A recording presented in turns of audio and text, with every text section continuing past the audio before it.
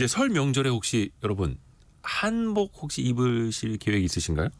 예전에는 진짜 설 빔 차려입고 동네 막 이렇게 인사하러 다니고 그런 것도 참 어릴 적엔 재밌었는데 요즘에는 명절 때도 잘 한복을 안 입는 분들이 많죠.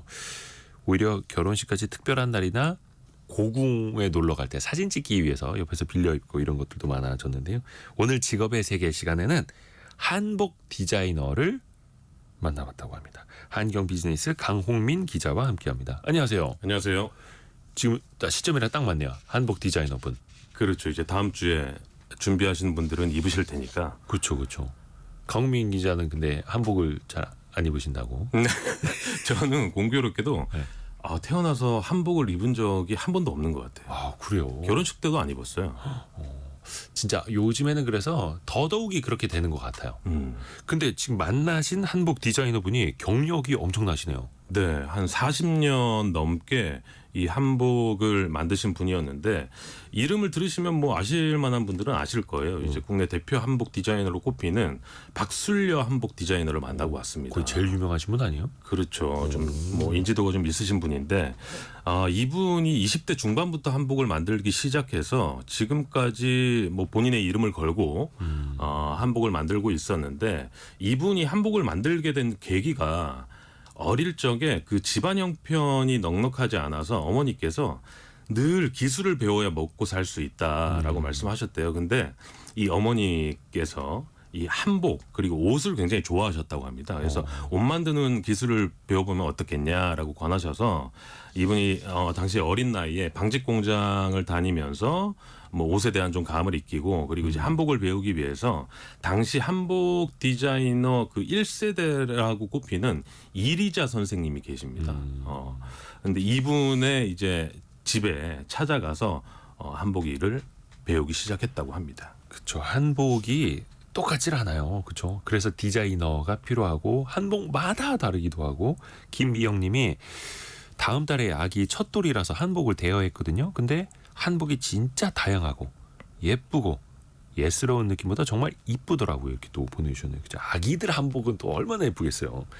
그 디자이너가 보는 한복의 매력은 뭐라고 말씀하시던가요? 사실 뭐 한복이 남녀노소 누가 입어도 굉장히 이쁘잖아요. 그렇죠.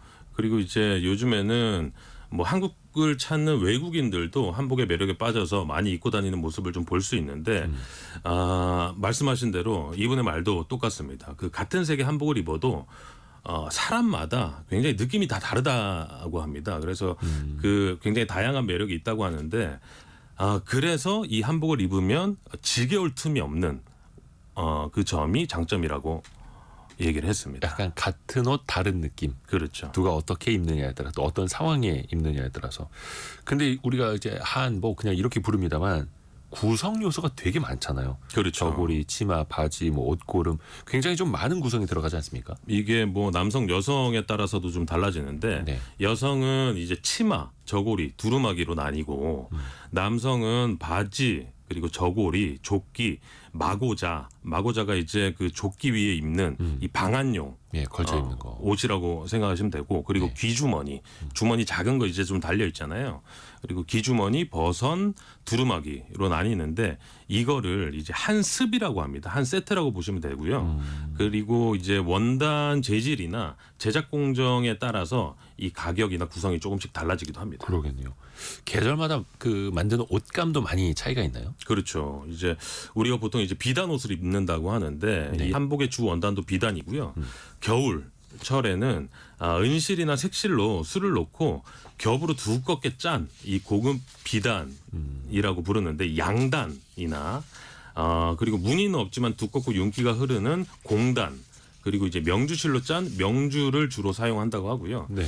여름철에는 못이나 배 같은 이제 가볍고 시원한 재질로 만들고 봄, 가을 이 간절기철에는 무명실로 짠 항라 그리고 소사, 진주사를 활용해 주로 만들고 있었습니다. 진짜 다양하네요.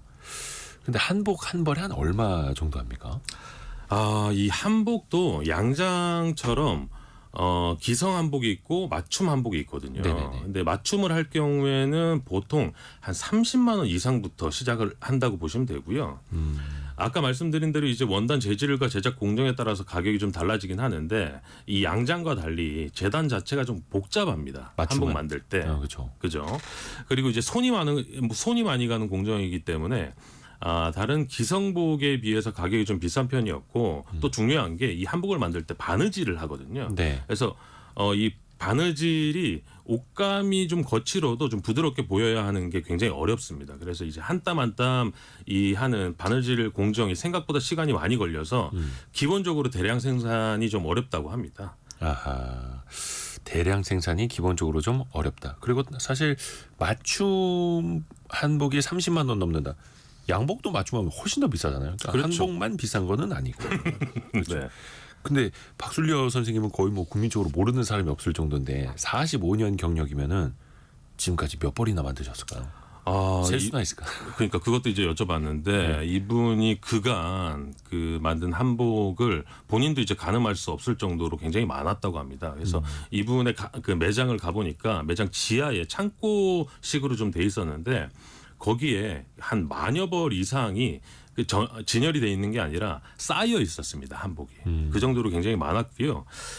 이분이 특히 이제 뭐 드라마나 영화에 나오는 이제 한복을 제작하기도 하고 아하. 한복 패션쇼도 굉장히 많이 해서 맞아요. 뭐 기억에 남는 한복들도 굉장히 많지만 수년 전에 새벽 2시에 가게 문을 막 급하게 두드려서 한복이 급하다고 잠시만요. 좀 맞춰달라 새벽 2시에 한복이 급하다고요? 또 했던 그런 고객이 있었다고 합니다. 진짜.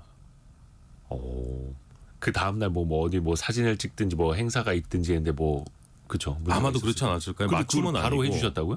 맞춤은 아니고 이제 기성 한복 중에 괜찮은 한복을 좀 꺼내서 뭐 사이즈를 맞춰서 이렇게 좀 제공을 했다고 하는데 얼마나 이 시간이 없었으면 새벽 2시에 문 열지도 않았는데 두드렸을까 하는 마음으로 이제 제공을 했다고 합니다. 그래도 요즘엔 또 한복 대여 같은 것도 편리해지고 많아져서 좀 다행이기는 합니다.